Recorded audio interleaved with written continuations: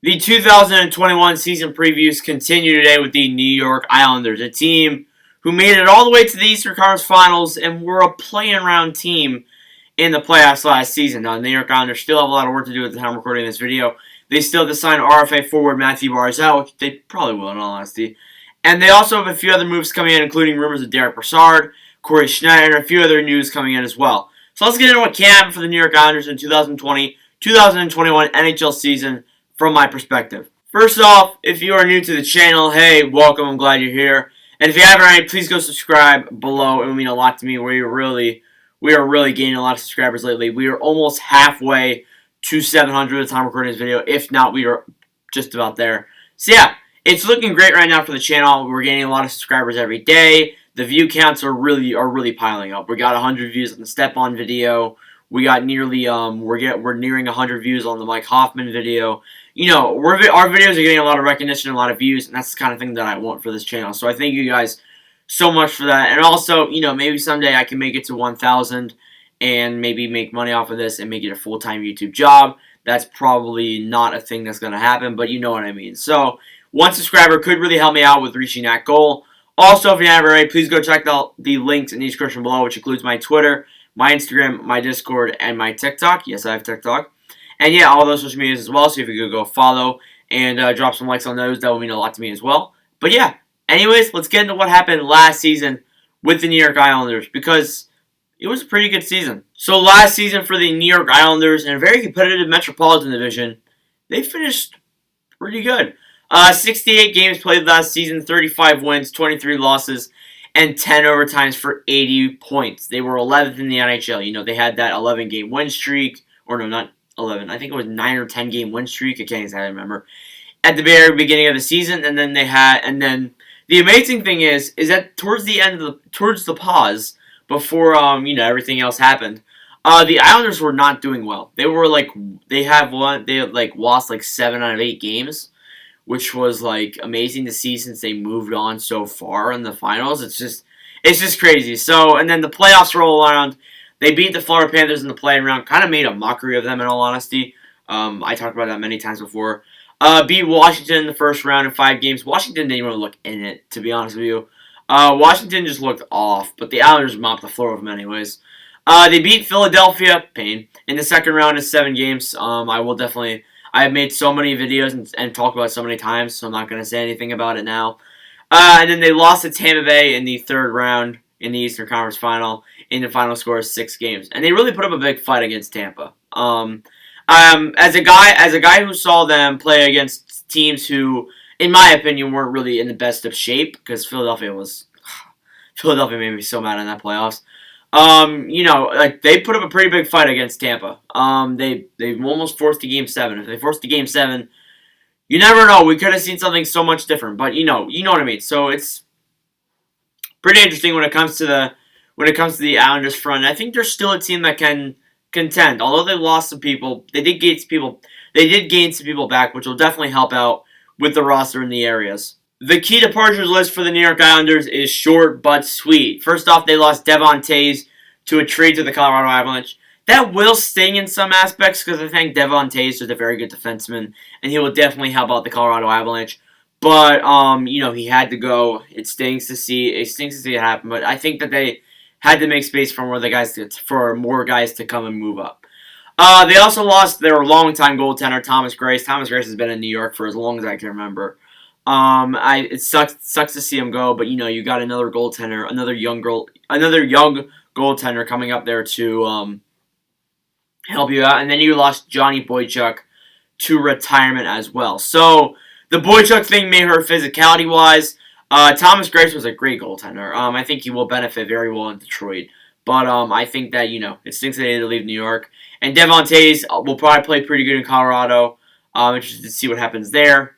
But yeah, that's not that bad of a departures list. I think Thomas Greiss and Devon Toews may hurt a little bit in some areas, but I think they got guys coming up in those categories to replace them in a way, and maybe even be better than them. You know, it's very interesting when it comes to the Islanders, because, you know, Greiss had to go because of Ilya Sorokin coming in. We'll talk about him in a second here.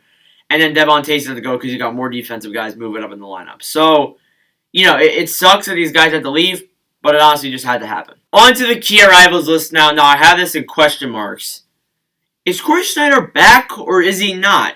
Because they said that they signed him, but they never confirmed it. I put him in a question mark. They haven't confirmed the signing yet. I guess maybe he is on the Islanders, but they haven't confirmed the signing yet. So I don't even know. He might still even be a free agent.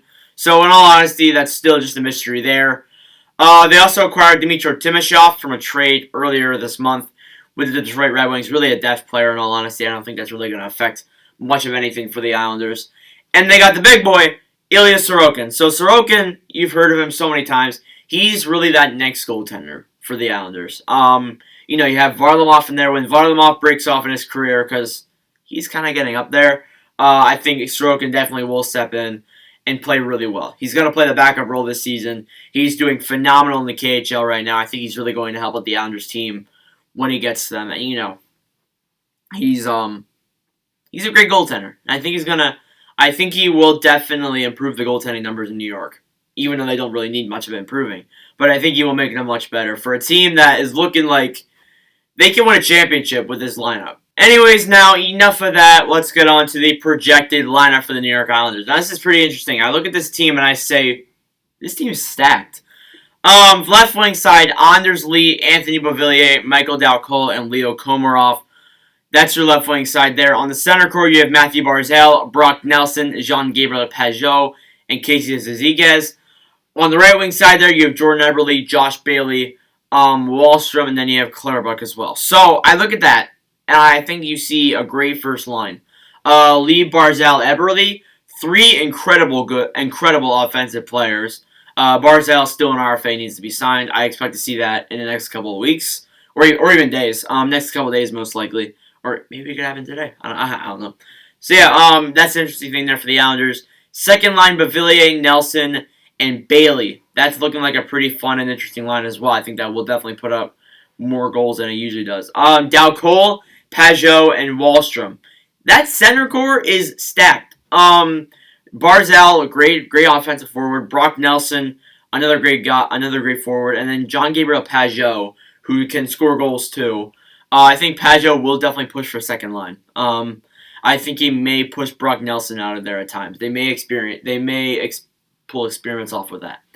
But yeah, that third line looks great too. And then Komarov, Zizeguez, and Clutterbuck, a good physical offensive line there. This team looks great on that front. I think the offense looks great. I really don't see anything that's really going to any holes that are really in that lineup, and that's something I can't say for every team. In all honesty, so I think if they can re-sign Barzal, which they definitely will, to probably one of the biggest contracts in the NHL, this team is going to look dangerous in 2020-21, and they already do look dangerous. On to the defense now for the projected lineups. On the lefty side there, you have Adam Pelech, Nick Leddy, and Sebastian Aho, not the Aho you think it is.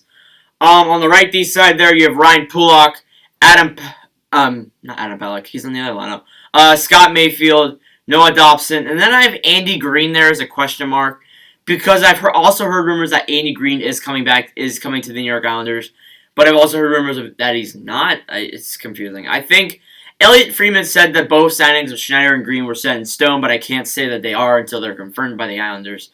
So, you know what I mean. So, we're going to see what happens with that, but I think that, nonetheless, this offense looks great. I think that Pelech and Pulock, one of the most underrated defenders, Pulock also, Nick Leddy and Scott Mayfield, they played pretty good defensively as well. I saw the playoff series. It was amazing.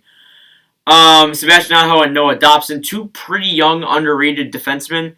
And then you have Andy Green there as a fill-in guy who probably will replace Dobson for a little bit there at times. So I look at that defense and I'm pretty excited. That defense is gonna help out with a lot of the defensive side of the game. They're going to block all the shots. They're going to do everything they have to do to stop this defense. And I think that Pelech and Pulock is probably one of the most underrated pairings in the entire NHL.